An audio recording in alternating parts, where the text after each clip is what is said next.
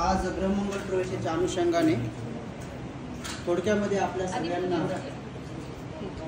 एक सुखी जीवनाचा मार्ग कसा असतो ते थोडक्यामध्ये 10-15 मिनिटाच्या उपदेशामध्ये प्रवचनामध्ये तुम्हा सर्वांना सांगत आहे। एकाग्रचित्ताने आपण ग्रहण करा।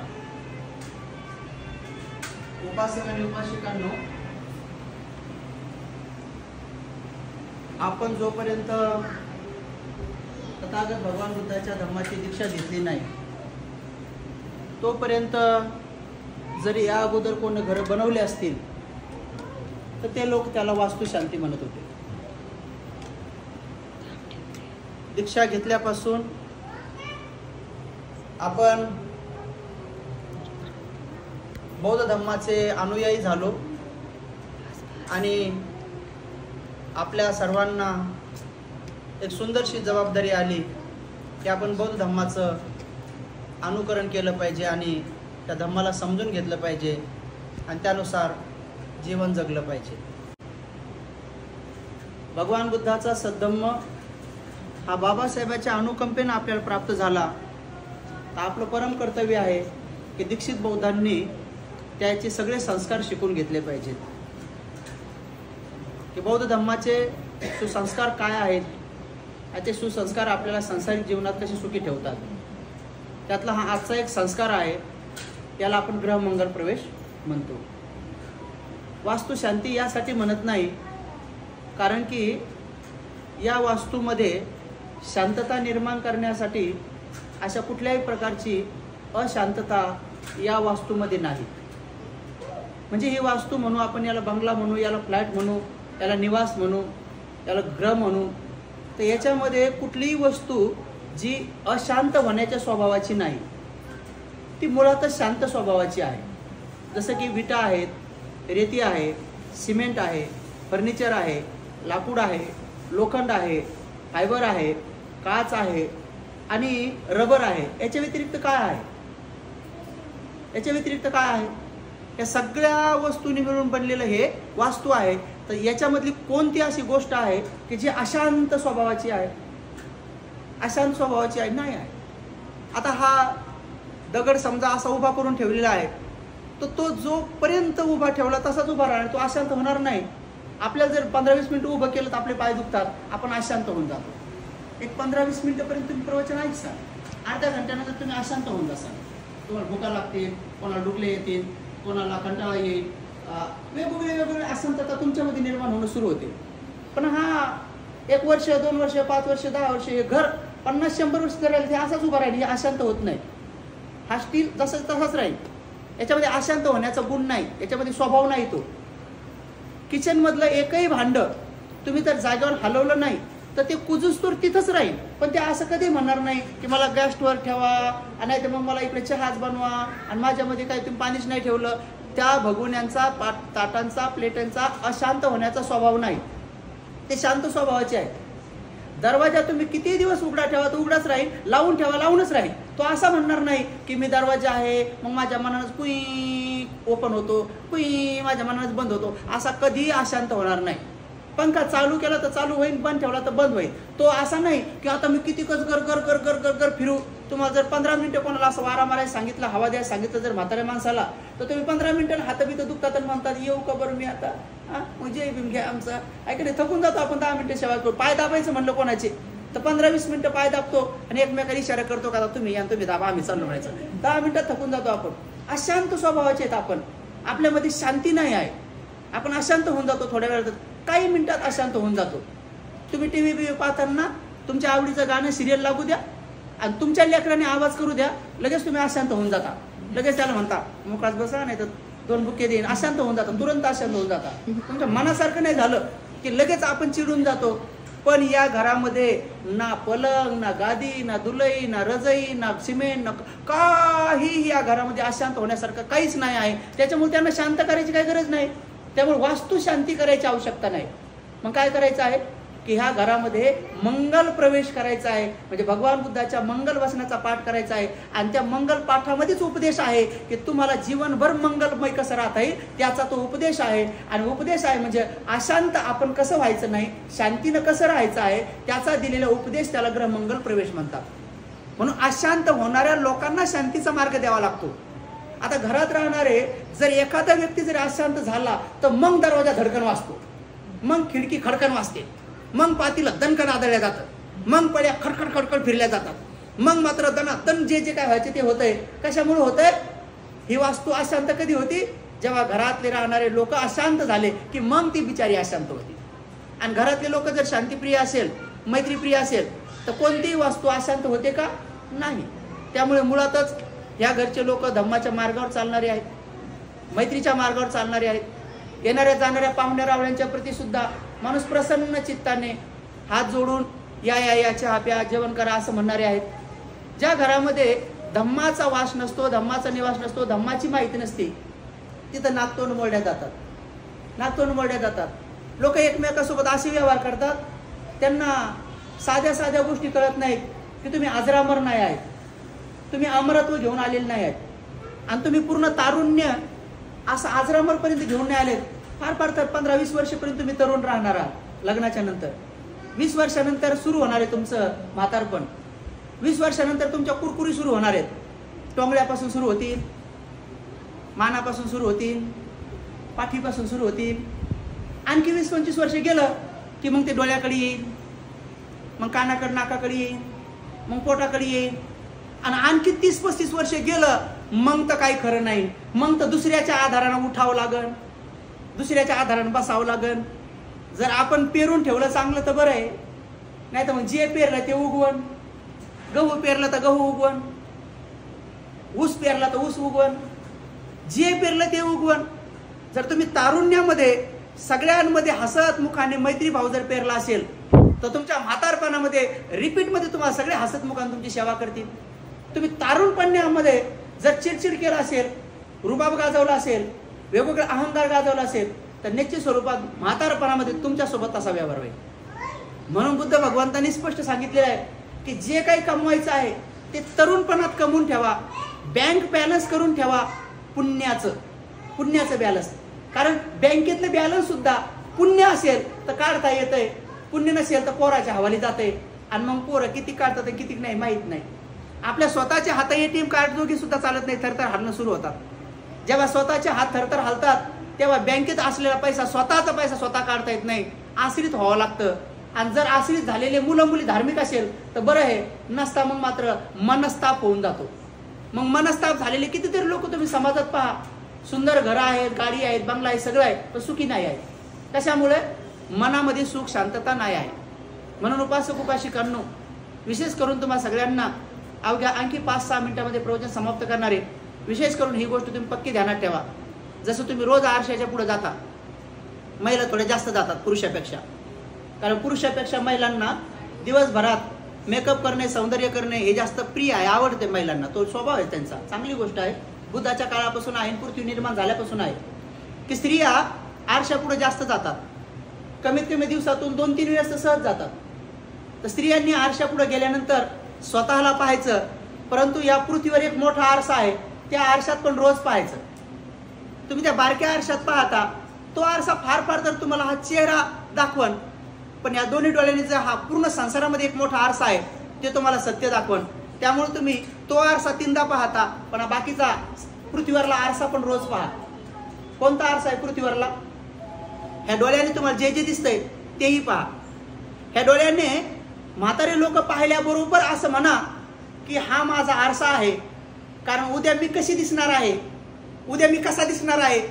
तर ह्या आईवरून मला कळत आहे की जसं या आईच्या चेहऱ्यावर सुरकुत्या पडलेल्या आहेत, हातावर सुरकुत्या पडलेल्या आहेत, कमरात बाक आलेला आहे, दात पडलेले आहेत, केस जे मी हजारो रुपये 500-500 रुपये देऊन ब्युटी पार्लरमध्ये जाऊन मेकअप करून सजून ठेवले होते, हे एक दिवस तागासारखे होणार आहेत, सफेद होणार आहेत. हे त्यांना पाहिल्यावर तो आरसा आहे तुमचा, त्या आरशाला पाहत जातो मी. आणि त्या आरशाला काही पैसे लागत नाहीत, त्याला काही ठेवायला लागत नाही, तो आपोआपच दिसतो. पण आपण वृद्ध लोकांकडे पाहिल्यानंतर मनात कधी येत नाही की आपल्याला असं होणार आहे म्हणून. येतच नाही. असं मनात कधीही वाटत नाही की बा आपले सुद्धा पंगत उठून जाणार आहे, दाताची पंगत उठून जाणार आहे.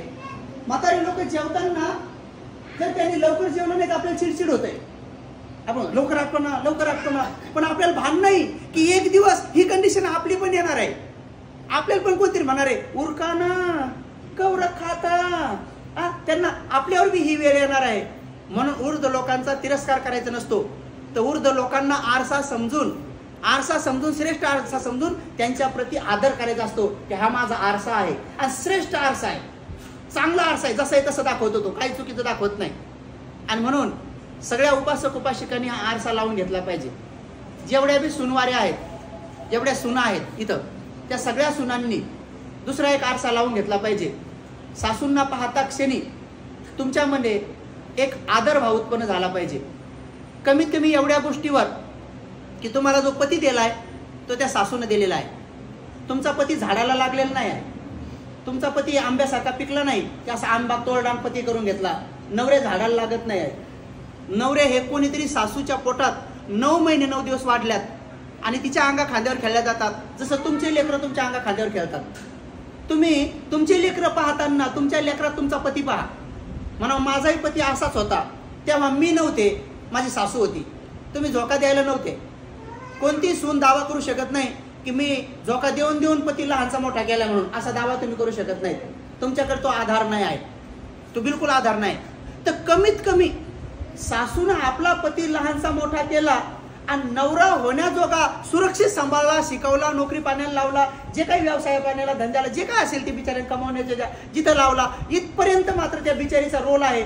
लघवी विष्ठा काढणं बिडणं जे काय करणं ते सगळं तिनं केलं आणि बिचारा चांगला पती होण्यासारखा माझ्या हवाली करून दिला. आणि देताना पण कुठं दिला, डायरेक्ट स्टेजवर माझ्या हवाली करून दिला. स्टेजवर तुमची एंट्री स्टेजवर आहे डायरेक्ट. तवरक तुमचा रोल नाही, तवरक तुम्ही ॲब्सेंट आहात, गैरहजर आहात. तुम्ही गैरहजर लोकांना एवढी कस काय धुंदी येते तेच कळत नाही मला. गैरहजर आहात तुम्ही. किती वर्ष? 15, 20 वर्ष, 22 वर्ष, 25 वर्ष, 26 वर्ष, कधी 30 वर्ष. जेवढे वर्ष तुम्ही गैरहजर आहात तेवढे वर्ष तुमची ॲब्सेंटी कोण भरून काढ. म्हणून तुम्ही गैरहजर असलेल्याने ध्यान ठेवायचं की मी चक्क ह्या घरी 22 वर्ष गैरहजर होते, 25 वर्ष गैरहजर होते, 30 वर्ष गैरहजर होते आणि आता मी अशी हजेरी लावली की सगळ्याला गैरहजर करायच्या तयारीत आहे. तसं कधी करू नये, ते करूच नाही. मला तुम्ही पुढच्या वेळेस बोलवा का नका बोलवा, मी खरं सांगणारा माझा स्वभाव आहे. आता खरं पाहता मला डॉक्टरनं बोलायचं नाही सांगितलेलं आहे, मी बिमार आहे. या आईचं लय फोड येतात मला घडी या दोघं जण खूप बिचारे चांगले धार्मिक, म्हणून मी 7 महिन्यापासून कोणाच्या घरी जात नाही, कुठं प्रोफेशनल जात नाही, कोणा परिषदेला बी जात नाही. पण आता इथं 2-5 मिनिटं सांगून जातो की तुम्ही ध्यानात ठेवा की पतीवर 1 पट प्रेम करा, तुमचा संसार सुखाचा होईल. बस झालं. नवऱ्यावर जास्त प्रेम करण्याची गरज नाही, 1 पट. पण सासू सासऱ्यांवर 10 पट प्रेम करा, कारण त्यांनी 9 महिने 9 दिवस म्हणजे जवळजवळ 10 महिने आपल्या मुलांना पोटात वागवलेलं आहे. सुनाला सुद्धा जे जवळ आहे, जे मुलं आहेत, त्यांनी पण आपल्या बायकोवर प्रेम करा, त्यांनी पण आपल्या सासू सासऱ्यावर प्रेम करा. का? कारण त्यांनी बी बघायचं की ही माझी पत्नी माझ्या सासू सासऱ्यांच्या कुशीत वाढलेली आहे आणि त्या बिचारीला सुद्धा लहानचं मोठं त्याच्या आई वडिलांनी केलेलं आहे. म्हणून आपल्या पत्नीवर कमीत कमी तुम्ही यासाठी प्रेम उत्पन्न करा, आई वडिलावर पूजा भाव करा आणि पत्नीचा आदर करा. पत्नीची पूजा करण्याची आवश्यकता नाही, आई वडिलाची पूजा करा, पत्नीचा आदर करा. आणि पत्नीचा आदर करा यासाठी करा कारण ती बिचारी सगळे माय बाप बहीण भाऊ सगळं सोडून आपल्या घरी येते. आणि इकडं घरी येण्याचा काय त्याग असतो हे जर तुम्हाला पाहायचं असेल तर तुम्ही 1 वर्षभर सासू नांदायला जा, तेव्हा तुम्हाला समजेल. 1 वर्षभर जा. मला वाटतं पुरुषांना 1 वर्ष तिकडे पाठवून पाहा, 1 वर्ष फक्त, की त्यांचा त्याग काय आहे. मग कमीत कमी सगळ्याला सोडून येण्याचा तो कधीच त्यांना समजल आणि त्यांना न जाता समजल ते तर चांगलीच गोष्ट आहे, मग जायची गरजच नाही. तुम्ही जर सासू सासऱ्याच्या घरी गेले तर पहिलं लांछन तुम्हाला लगेच लागतंय बायकोचा बैल झाला. हा पहिलं लांछन समाजातून सुरू होते तुम्हाला. पहिलं त्याच्यासोबत तुम्हाला फाईट करावं लागते पहिली. नाहीतर कोणी त्याच्या पुढचा शब्द वापरतात, बाई नंदी बैल झाला म्हणून. नंदी बैल झाला. आता ती समाजातले शब्द लय भरपूर माहिती आहेत मला, काय म्हणतील तर नंदी बैल झाला म्हणतील, बायकोचा बैल काय म्हणतात. तुम्ही म्हणायचं नाही बा ते बैल बी नाही नंदी बैल बी नाही, ती बिचारी सगळं सोडून इकडं आपलं घर समजून सगळ्यांसोबत चांगलं वागण्याचं कसं काय धैर्य तिच्यात आहे, कसं काय ताकद हिंमत आहे, त्याग आहे, तेवढं पाहायसाठी म्हणून मी गेलो तुम्हाला सगळ्या सोडून. मला एकदा पाहायचंय. आणि इकडच्या बी सासांनी ते आपल्या सुनाला याच्यासाठी चांगलं वागवायचं की अरे खरंच माझा मुलगा जर तिकडे 1 वर्षभर गेला तर कसं झालं असतं, ती बिचारी इकडे आली तर मी तिला आईसारखं वागवलं पाहिजे, हा त्यांच्यामध्ये बी भाव असला पाहिजे. म्हणून सुनवाऱ्यांनो ध्यानात ठेवा की सासूंना कधी त्रास देऊ नका आणि सासूंनी सुद्धा ध्यानात ठेवा सुनाला कधी त्रास देऊ नका. कारण दोघांमध्ये सुद्धा एक मैत्री भाव, प्रेम भाव हा जपला पाहिजे. त्याला संसार म्हणतात, त्याला घर म्हणतात. नसतात जर कदाचित सासू बिचारी जगू 100 वर्ष कोणी, पण 70-80 वर्षाने सासू जर मरण पावली तर ती जागा रिकामी राहत नाही, ती जागा रिकामी राहत नाही. त्या जागेवर तुम्ही सुना जाता, मग तुम्ही सासा होता. यालाच म्हणतात रिकाम्या जागा भरा, जोड्या लावा. हेच रिकाम्या जागा भरा, जोड्या लावा. तुम्ही पेपरमध्ये पाहिलं असेल ना कधी कधी रिकाम्या जागा भरा, जोड्या लावा, ते येते ना आपल्या पेपरमध्ये. पण आपण तिकडेच पाहिलं, इकडच्या रिकाम्या जागा पाहिल्या नाही की इकडे बी भरावं लागतात. म्हणून रिकाम्या जागा भरा, जोड्या लावा. आणि म्हणून जेव्हा रिकामी जागा भरायची वेळ तुमच्यावर येईल, मग तेव्हा तुमचा बाबू, मग तुमचा बबल्या, मग तुमचा चिंट्या, मग तुमचा पिंट्या, मग तुमचा सोन्या, मग तुमचा काय काय चिकू, मग तुमचा काय जे काय असेल तो मग बघा कशी मजा आणतो. मग जेव्हा त्याची पत्नी येते तेव्हा जसं मग तुमचा रोल तिथं मग लक्षात येतं. मग तुम्हाला राहू राहू सासूचं ध्यान येईल. अरे त्या पावलो पावली मला सांगत होत्या, अरे मला पावलो पावली आठवण करून देत होत्या, पण मी त्याला राग समजत होते, मी त्याला मला टोचणं समजत होते. पण त्यांनी ते सूनपणातून आल्या होत्या, सासूपणात आल्या होत्या, म्हणून त्या मला घडी घडी दोन्ही अंग सांगत होते. कारण त्यांनी तेही अंग पाहिलंय, हेही अंग पाहिलंय. हे तुम्हाला तेव्हा स्मरण येईल, पण तेव्हा तुमच्या हातात काही राहणार नाही. तेव्हा तुम्हाला सेवा करण्यासाठी सासू राहणार नाही, सेवा करण्यासाठी सासरा राहणार नाही. आणि तेव्हा उशिरा होश येऊन अनेक लोकांच्या हातातून संध्या निघून जातात. जसं की शालेय जीवनामध्ये अभ्यास कर अभ्यास कर अभ्यास कर असे म्हणणारे मायबाप आपल्याला आपले दुश्मन वाटतात.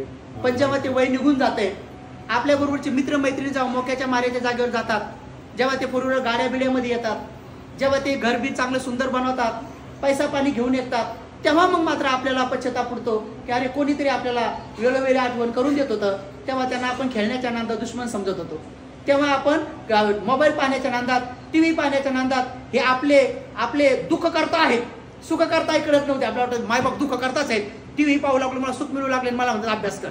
हा मी खेळतोय आणि मला म्हणतात अभ्यास कर. तर कधी कधी ते आपल्याला दुःख हारता वाटतात, पण ते आपले सुख करता असतात.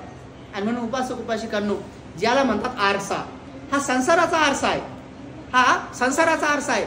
बिमार माणसाला पाहिल्यानंतर तुरंत तुम्हाला दया उत्पन्न झाली पाहिजे, किळस उत्पन्न नाही झाली पाहिजे. त्यांच्या नाका कानातून तोंडातून जर कुठल्याही प्रकारची घाण बाहेर पडत असेल तर तुम्हाला दया उत्पन्न झाली पाहिजे. कारण तो आरसा आहे. आरसा केव्हा ना केव्हा, कधी ना कधी 100% या कंडिशन मधून तुम्हाला जावं लागणार आहे, जावंच लागणार आहे. किती महान व्यक्ती असो, बुद्धासारख्या महापुरुषांना सुद्धा पायाला जखम झाली होती आणि त्याच्यावर मलमपट्टी लावा लागली होती. आणि शेवटच्या प्रवाहामध्ये 3 महिन्याच्या कालावधीत भगवंताला सुद्धा जुलाब लागला होता. भगवंताला सुद्धा गरम पाणी आणि तात्काळ सेवेची गरज पडली होती. भगवंताने सुद्धा आनंदाला सांगितलं, आनंद हे जगाचे कल्याण मित्रता धागा सम्यक संबुद्ध, हे संपूर्ण 10,000 योजन ज्यांच्या अधीन आहे त्या शास्त्राला बी आज गरम पाण्याची गरज आहे, सेवा कर म्हणे. म्हणून तुम्ही असं भ्रमात राहू नका. सागर बी आटतो, समुद्र बी आटतो एक दिवस. त्यामुळं आपल्याकडे असलेले सौंदर्य बी आटून जातं, आपल्याकडे असलेली तारुण्याची ताकद बी आटून जाते, आपल्याकडे असलेला पैसा बी आटून जातो. आणि पैसा असला बी तर तो यूज केला जात नाही. म्हणून नेहमी ध्यानात ठेवायचं, माणसाकडची मैत्रीण पुण्य कधी आटत नाही. म्हणून तुम्ही पुण्य आणि मैत्री आठवत राहा. मैत्रीनं वागा. आमच्याकडे आनंदबोधी भंतेजी होते, 92 वर्षाचे होते. 92 वर्षामध्ये त्यांना सकाळी 6:30 वाजता नाश्ता मिळायचा, 11 वाजता बरोबर भोजन मिळायचं, संध्याकाळी 6:30 लालपोकर मिळायचा. दिवसभर त्यांना आंघोळ घालून देणारे, त्याची सेवा करणारे असे भिक्षू आणि उपासक तयार होते. पण त्यांनी मात्र शील संपदेचं जीवन जगलं म्हणून आपोआप त्यांना सेवक तयार झाले. गोयंका गुरुजीला सेवा देण्यासाठी हजारो लोकांनी फॉर्म भरले होते की माझा नंबर लावा, माझा नंबर लावा. त्यांच्या मुलामुलींनी सेवा द्यायची गरज नाही पडली. गुरुजीला उचलून नेण्यासाठी, बाबासाहेबांना उचलून नेण्यासाठी दुसरे लोक पैलवान तयार झाले होते. बघा, म्हातारपणा सुद्धा ज्यांची सेवा होती, म्हातारपणा सुद्धा जी दुसऱ्याच्या खांद्यावर राहतात, त्यांचं किती पुण्य असेल. म्हणून बाकी दुसऱ्याचं सोडा, पण कमी कमी आपल्या घरादारात तरी आपण प्रिय असलो पाहिजे. आपल्या घरातल्या लोकांनी जेवायला बसल्यानंतर नवीन पदार्थ बनवल्याबरोबर सुंदर घरी आपल्यावर ठेवलेत किंवा खालच्या घरात ठेवलेल्या आपल्या आजीची ना आजोबाची आठवण झाली पाहिजे. त्यांना तुमच्याशिवाय एक घास खायची इच्छा उत्पन्न नाही झाली पाहिजे. नाही तर कितीतरी लोक आपल्या समोरच दरवाजे बंद करू करू हापूस आंबे पिळून पिळून खातात आणि बाकी खराब झालेले आंबे इकडे उघडे ठेवून देतात. खामतात आळ्यावाले. असे लोक आपल्या समोर व्यवहार करतात, आपल्या समोर व्यवहार करतात. कशामुळं? आपला व्यवहार तसा असला की लोक मग तसे बदल्यात करतात. पण आपला व्यवहार प्रेमळ असला तर निश्चित आज ना उद्या उजन परवा जरी आपल्या नात्या गोत्यातल्या ना आपल्या पोटच्या मुलामुलीने जर सांभाळा नाही केला तर धम्म बरोबर आपल्या सेवेसाठी कोणाला पाठवतो याच्यावर तुम्ही विश्वास ठेवा. आणि म्हणून उपासक उपासिकांनो, आजच्या प्रसंगी तुम्हा सगळ्यांना एवढाच उपदेश देतो की आपल्या दारी कोणी येऊ त्यांना रिकाम्या हाताने जाऊ देऊ नका. आपल्या घरात कोणी पाहुणा येऊ हसतमुखाने स्वागत करा. त्यांना पाणी द्या, चहा प्या, वेळ असेल तर भोजन द्या. जर प्रसंग असेल काही तर कपडा लत्ता करा. याला म्हणतात प्रेम, मैत्री, आपुलकी, याला म्हणतात धम्म सद्धम्म. जर तुम्ही हे पेरलं, तुम्ही रिकाम्या हाताने आपल्या घरातून कोणाला जाऊ दिलं नाही, तुम्ही रिकाम्या हाताने कोणाच्या घरी गेले नाही, तर तुमच्या घरातले कुठलेही डबे रिकामे होत नाहीत, अन्नधान्याचे डबे रिकामे होत नाहीत, पैशाच्या कोठारा रिकामे होत नाहीत, तुमचे खिसे कधी रिकामे होत नाहीत. तुमच्या घरात कशानेही सुद्धा घर रिकाम होत नाही, नेहमी भरलेलं असते. आणि पाहुणे रावळ्यांनी भरलेलं असते. फक्त तुमचं मन मैत्रीने भरलेलं असलं पाहिजे. आता जर समजा आपण सगळ्यांपासून दूर दूर राहिलो तर आपोआप लोकांना सवय राहते की यांना सगळे आवडत नाहीत, यांना एकटं एकटं आवडतंय. आणि जेव्हा मग नंतर आपण म्हातारे होतो, बिमार पडतो, तेव्हा आपल्याला वाटते सगळ्यांनी यावं. आणि लोकांना सवय असते की यायला कोणी आवडत नाही, मग आपण निर्पदीला ते नको बाबा तिकडे जाणं बरं नाही, कारण ते ढासपूस करतात. म्हणून एवढं ध्यानात ठेवा की ढासपूस करण्याचा स्वभाव, हे एकमेकांसोबत चिडचिड करण्याचा स्वभाव हा शेवटी आपल्यालाच दुःख देतो. आणि म्हणून भगवान बुद्धाने भिक्षूला सांगितलं एकटे एकटे राहू नका. भिक्षूने एकटे एकटे राहू नका. 50-50, 100-100, 200-200, 1000-1000 मिळून राहा. म्हणजे तुमच्यामध्ये आपोआपच सेवा करण्याची भावना उत्पन्न होऊन जाईल. बघा, घरात जास्त लोक असले तर कुठल्या ना कुठल्या कारणाने सेवा करावी लागते, भले मनात असो का नसो. मग हळूहळू स्वभाव बनून जातो. पण तुम्ही मनात आणण्याचा स्वभाव ठेवा, सेवाभावी बना. आणि आपल्या या वयामध्ये जर तुम्ही सेवा करू लागले तर तुमच्या लेकरांकडून 2 काम चांगले होतात. एक, तुम्हीच जर म्हाताऱ्या लोकांची सेवा करू लागले तर तुमचं पाहून तुमचे लेकरं बी सेवा करतात. म्हणजे आपोआप त्यांच्याकडून आजी आजोबाची, वृद्ध लोकांची सेवा होऊन जाते. हे एक काम होऊन जाते. आणि जेव्हा तुम्ही म्हातारे होता तेव्हा तुमची सेवा करा सांगायची गरज पडत नाही, कारण त्यांना तुम्ही ट्रेनिंग देऊन बसलात आताच. त्याच्यामुळे 2 काम होऊन जाते. तुमच्याकडून बी मायबापाची सेवा होऊन जाते, त्यांच्याकडून बी आजी आजोबाची सेवा होऊन जाते. आणि तुम्ही म्हातारे झाल्यानंतर त्यांना तुमची सेवा करण्याचं मन चित्त धारा आपोआप बनून जाते. हे असे डबल फायदे धम्म उत्पन्न करून देतो. म्हणून घरामध्ये नेहमी भगवान बुद्धाचा सद्धम्म त्रिसरणासह पंचशील घ्या. एकदा का होत नाही, आपण निश्चित स्वरूपामध्ये भगवान बुद्धाचं 5-10 मिनिटं होत नाही ध्यान करा आणि या धम्म मार्गावर चाला. आणि त्याच्यातच आपलं सर्वांचं मंगल आहे. आजच्या क्षणी एवढाच उपदेश देतो की सर्वजण मिळून मिसळून राहा, आनंदाने राहा. कारण संसारामध्ये सगळं संपणार आहे. ते आज ना उद्या, उद्या ना परवा आपल्यापासून ते दुसरीकडे हवाली होतं. म्हणून त्या राजाची गोष्ट मला आठवली. बघा, एक राजा होता. राजाला 4 राण्या होत्या. 4 राण्या होत्या आणि 4ही राण्यापैकी जी 1 नंबरची राणी जी होती ती सर्वात गुणी होती, शील संपन्न, सौंदर्यवान, सगळ्या गुणांनी संपन्न होती. पण राजाचा एक स्वभाव होता की राजा नेमका ते 1 नंबरच्या राणीकडे कधी जात नव्हता, तिच्याकडे लक्ष देत नव्हता, दागदागिने घेत नव्हता, तिला कुठल्याही प्रकारचं रथात बसून फिरवत नव्हता. राजाला जेव्हा जेव्हा कधी रथात बसून फेरफटका मारायचा असेल तेव्हा नंबर 2च्या राणीला बोलवायचा, रथात बसवायचा आणि सगळ्या गावात मिरवणूक काढायचा आणि तिला दागिने द्यायचा, पैसा पाणी द्यायचा. पण 1 नंबरच्या राणीकडे लक्ष देत नव्हता. जेव्हा राजाला कधी बढाईकी मारायची असेल, खुशालकी मारायची असेल, प्रशंसा करायची असेल तर 3 नंबरच्या राणीचे करायचा. माझी राणी गुणी, तिला बी पैसा पाणी द्यायचा, तिच्याकडे लक्ष द्यायचा. पण 1 नंबरच्या राणीकडे लक्ष देत नव्हता. जेव्हा राजावर काही संकट आलं तेव्हा सल्ला मसलत करण्यासाठी 4 नंबरच्या राणीकडे जायचा. तिला विचारायचा आता माझ्यावर संकट आले काय करू, तिलाही दागिने द्यायचा, पैसा पण द्यायचा. पण 1 नंबरच्या राणीकडे लक्ष देत नव्हता. तो राजा एक दिवस बिमार पडला आणि असा बिमार पडला की 2-4 दिवसानं मरणार. तेवढ्यात त्याचे सगळे राजवैद्य आले. राजवैद्यांनी घोषणा केली की महाराज 3-4 दिवसांत तुम्ही मरणार. आणि राजवैद्याबरोबरच जे खाजगी वैद्य आहेत त्यांनी बी घोषणा केली की महाराज तुम्ही 2-3 दिवसानं मरणार. मग राजा घाबरला. राजाला असं वाटलं की आता मी मरणार तर मरण्याच्या अगोदर बाकी काही येऊ का नाही येऊ, पण कमीत कमी राण्यासोबत घेऊन जाऊ. म्हणून राजाला असं वाटलं, 2 मिनिटात उदाहरण, 1 मिनिट प्रवचन समाप्त होणार, 2 मिनिटात. राजाला असं वाटलं की आता हे सगळं संपणार, मग आता काय करायचं, मग राण्याला सोबत घेऊन जाऊ. म्हणून राजा विचारायला गेला राण्याला की तुम्ही माझ्यासोबत येसान का. तर सर्वात अगोदर 1 नंबरच्या राणीकडे नाही गेला, 2 नंबरचीकडे गेला. ध्यानात ठेवा, 2 नंबरची राणी काय करायचा, रथात बसून नेत होता. तिच्याकडे गेला, म्हणे महाराणी 2 दिवसांनी मी मरणार आहे, तुला रथात खूप फिरवलं, दागिने पैसे दिले, आता मी 2-3 दिवसात मरणार आहे तर माझ्यासोबत तू येशील का म्हणे. असं म्हटल्याबरोबर त्या राणीने काय उत्तर दिलं माहिती का. ती राणी म्हणाली महाराज मी तुमच्या सोबत येणार नाही, तुम्ही मेले रे मेले की मी दुसरा करणारे पाहून ठेवला म्हणे. आता विचार करा, राजा समोर जर असं उत्तर दिलं तर राजा किती घाबरला, राग याला, क्रोध याला. तिने डायरेक्ट उत्तर देऊन ठेवलं की तुमच्यासोबत मी येणार नाही, तुम्ही मेलं रे मेलं की मी दुसरा करणार आहे, पाहून ठेवला म्हणे. राजा हातबल झाला, 3 नंबरच्या राणीकडे गेला. म्हणे राणी तुझी लई बढायकी मारली, म्हणे खुशारकी केली, आता मी मरणार आहे, तर मेल्यावर तू माझ्यासोबत येशील का? ती म्हणे महाराज कोणी कोणाच्या सोबत गेलं नाही आजपर्यंत, तुम्ही हा उलटा विचार सोडून द्या, सरळ रस्त्याने या, मी काही येणार नाही म्हणे. तिचं उत्तर भेटलं. मग 4 नंबरच्या राणीकडे गेला. म्हणे महाराणी लई मोठं संकट आलंय, छोटे छोटे संकट आले की तुला विचारायचो, आज मोठं संकट आहे, 2-3 दिवसांत मरणार आहे, मेल्यावर माझ्यासोबत येशील का? ते म्हणे महाराज लई बारीक तोंड केलंय तुम्ही आता, म्हणून येते म्हणे तुमच्यासोबत, पण स्मशानभूमी लोक येते म्हणे. मग तुम नाही हमारे हम नाही तुम्हारे, तुम उधर हम इधर, स्मशानभूमीपर्यंत येते म्हणे. तिचं उत्तर ते भेटलं. 1 नंबरच्या राणीकडे येण्याची इच्छा नव्हती, पण मरता क्या नाही करता 1 नंबरच्या राणीकडे आला. दरवाज्यात आल्याबरोबर काही बोलायच्या अगोदरच राणी म्हणे महाराज थांबा थांबा, लय दिवसानंतर आगमन झालंय, थोडं मला वळू द्या म्हणे. दरवाज्यातच ओवाळलं. पुन्हा बोलू लागलात, नका नका बोलू, सुंदर आसन बसायला टाकले, मी थोडं बसून घ्या बसायला टाकलं. पुन्हा बोलू लागला तर बोलू नका म्हणे, सुंदर पद्धतीने थोडं वंदन करू द्या म्हणे. लय दिवसानंतर आले, वंदन केलं, पाणी प्यायला दिलं. बघा आल्याबरोबर ववाळलं, बसायला टाकलं, पाया पडली, पाणी दिलं, आणि महाराज बोलू नका 2-3 दिवसांत तुम्ही मरणार आहे मला माहीत झालं. आणि त्या 3 जणीने काय काय उत्तर दिले तेही माहीत झालं म्हणे. अरे तुला सगळं माहीत झालं? हो म्हणे. मग तू येशील का? हो म्हणे. जीवनभर मी तुमच्या सोबत आहे आणि मेल्यावर बी मीच तुमच्या सोबत राहणार आहे, टेन्शन घेऊ नका म्हणे. असं म्हणल्यावर रडू लागला.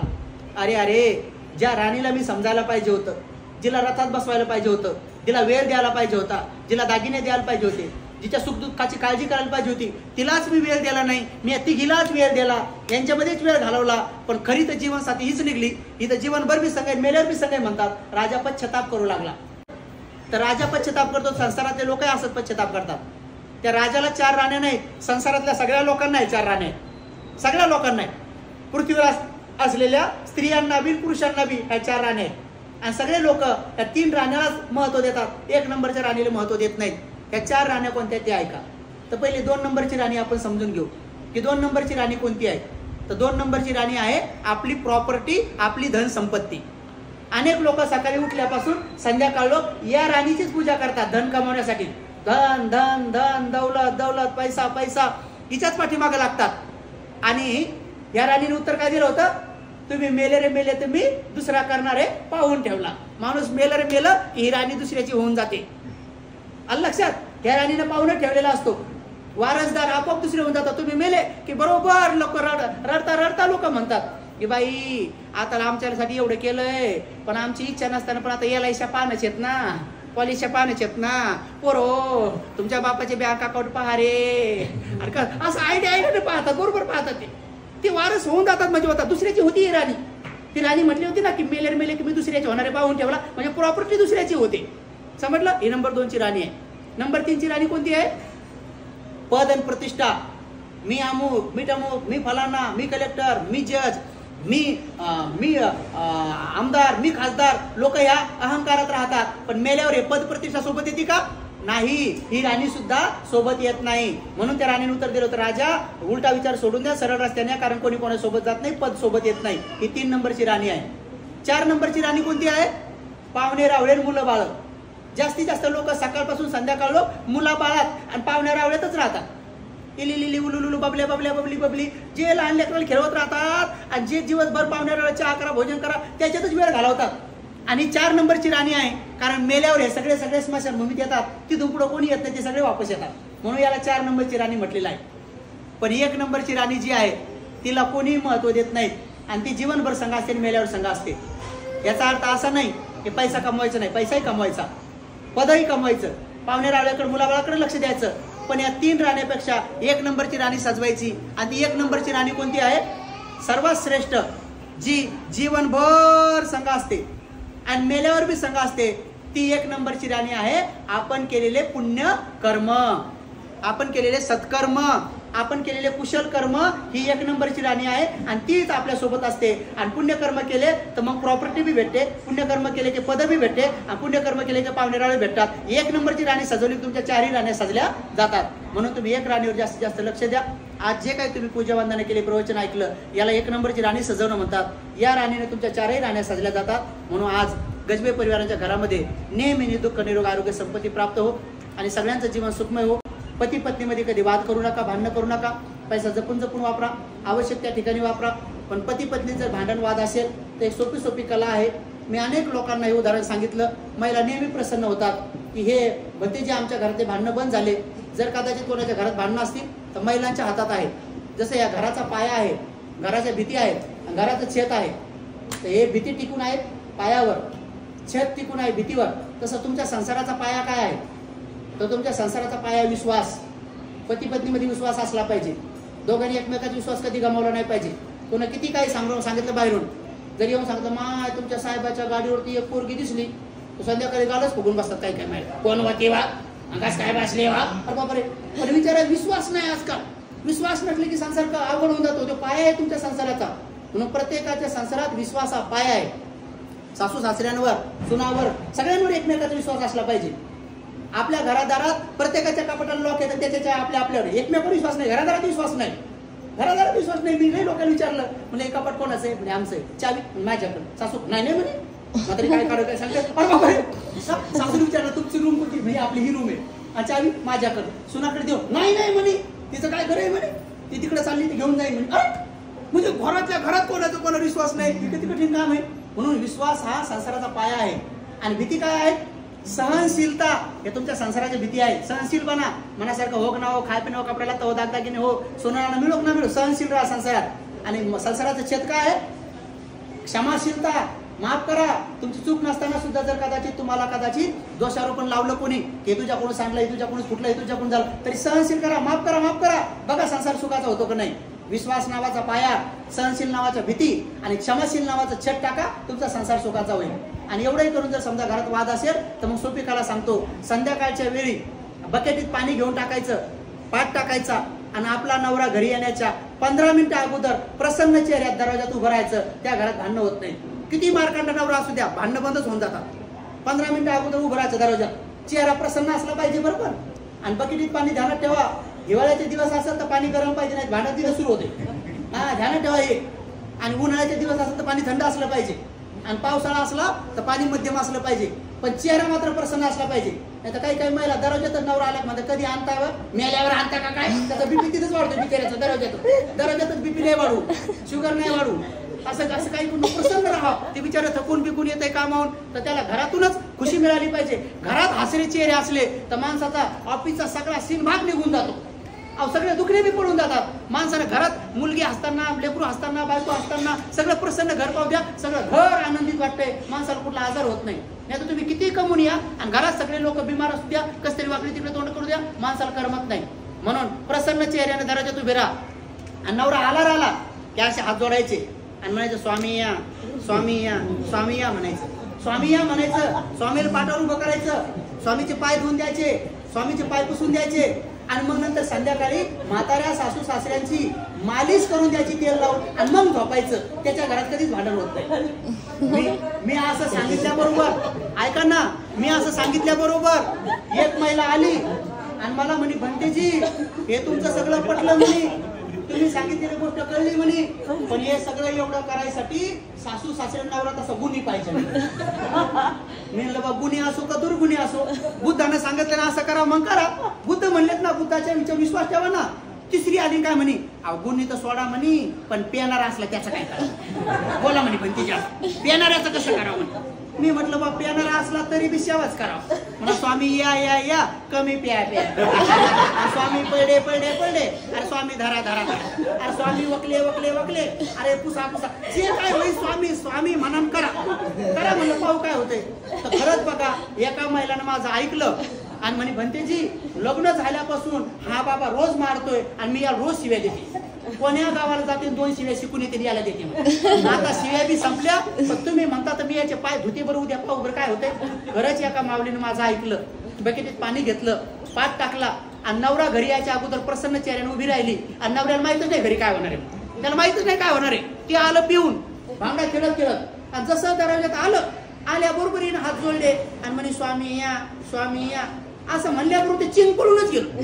ते असं पळालं त्याला वाटलं दुसऱ्याच्याच घरी आलो काय करू, आपल्या घरी तर शिव्या भेटतात कस काय, असं पळालं नाही पळालं. अरे म्हणजे धरा धरा त्याला सांगा का आपलंच घरी आपलंच घरी, त्याला पुन्हा धरून आणलं. त्याचे पाय धुतल्याबरोबर त्याची अर्धी उतरूनच गेली. आणि असं करून करू लागले आणि नंतर संध्याकाळी पाय दाबले तर पूर्णच उतरली. 2 दिवस त्यानं पाय दाबू दिले, पाय धुतले.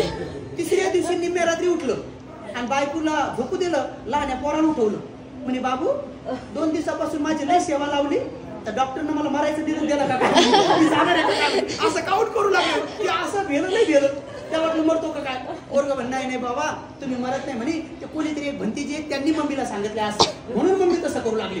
त्याच्या लक्षात आलं का आपलं चुकलं, त्यानं दारू सोडून दिली, सीधं घरी येते, दारू पित नाही.